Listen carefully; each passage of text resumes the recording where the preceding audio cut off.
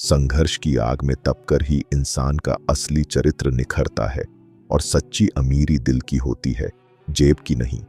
इंसान की असली दौलत उसके संस्कार और उसका दिल होता है, जो देने में खुश होता है, लेने में नहीं।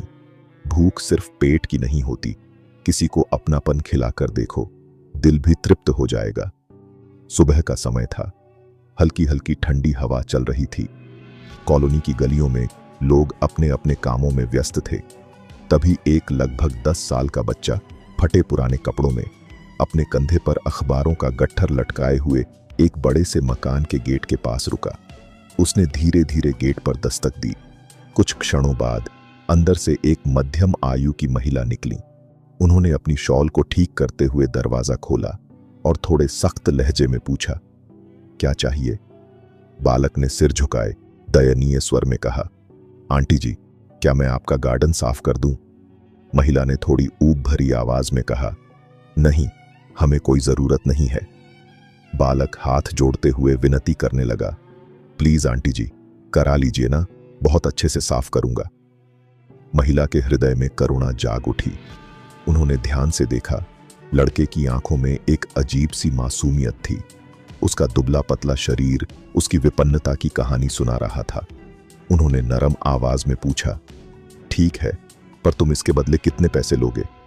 बालक ने तुरंत जवाब दिया, पैसे नहीं आंटी जी, बस खाना दे देना। महिला के हृदय में हलचल सी मच गई। वह सोचने लगी, शायद कई दिनों से भूखा होगा, पहले इसे खाना ही दे दूं। उन्होंने स्नेह से कहा, ऐ लड़के, पहले आकर खाना खा लो, फिर काम करना। बालक ने मुस्कुराते हुए सिर हिलाया और दृढ़ता से कहा, नहीं आंटी जी, पहले काम कर लूं, फिर खाना खाऊंगा। महिला को उसका यह उत्तर चौंका गया। कितनी स्वाभिमानी सोच है, उन्होंने मन में सोचा। उन्होंने सहमति में सिर हिलाया और उसे काम पर लगा दिया। बालक लगन से काम में जुट गया। उसने गार्डन के कोने कोने से सूखे पत्ते इकट्ठे किए, गमलों को करीने से जमाया और फर्श तक को अच्छी तरह से धो दिया। पूरा बगीचा चमक उठा। करीब 1 घंटे बाद वह फिर दरवाजे पर खड़ा हुआ और बोला, आंटी जी, देख लीजिए काम ठीक से हुआ या नहीं। महिला बाहर आई और बगीचे की ओर नजर दौड़ाई। नजारा देख वह हैरान रह गई। अरे वाह, तूने तो बहुत बढ़िया सफाई की है, गमले भी कितने सुंदर लग रहे हैं, उन्होंने प्रशंसा करते हुए कहा। बालक शर्माते हुए मुस्कुराया। महिला उसे अंदर ले गई और खाने की थाली उसके सामने रख दी।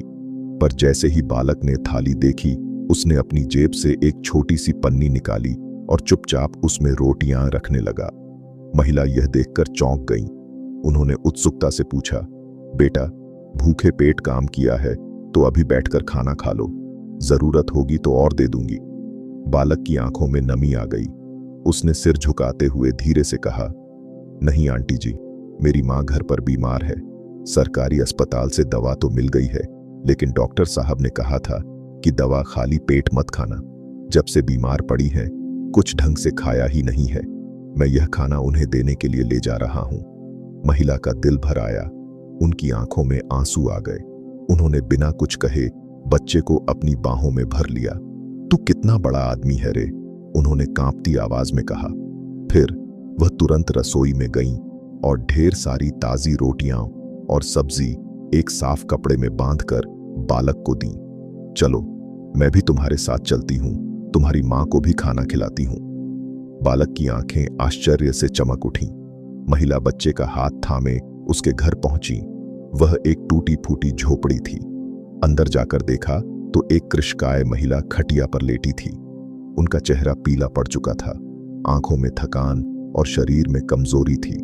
बालक दौड़कर उनके पास गया और बोला, मां, देखो, खाना लाया हूं। महिला ने कांपते हाथों से अपने बेटे के सिर पर हाथ फेरा। भगवान तुझे खुश रखे बेटा। महिला ने उनके पास बैठकर खाना परोसा और प्यार से खिलाने लगी। बीमार मां की आंखों में कृतज्ञता के आंसू थे। जब खाना खत्म हुआ तो महिला ने उसका हाथ थाम लिया और कहा, बहन, तुम बहुत अमीर हो। तुम्हारे बेटे ने जो संस्कार पाए हैं वह दुनिया की सबसे बड़ी दौलत है। ऐसी औलाद किसी किसी को नसीब होती है। फिर उन्होंने बच्चे के सिर पर हाथ फेरा और मुस्कुराते हुए बोली, अब से मैं भी तुम्हारी मां हूं। वह अपने आंचल से अपने ही आंसू पोंछते हुए वापस घर चली गईं। लेकिन उनका दिल आज पहले से कहीं ज्यादा हल्का और खुश था, क्योंकि आज उन्हें एक सच्ची दौलत मिल चुकी थी, एक बेटे का प्यार, संस्कार और ममता की महक।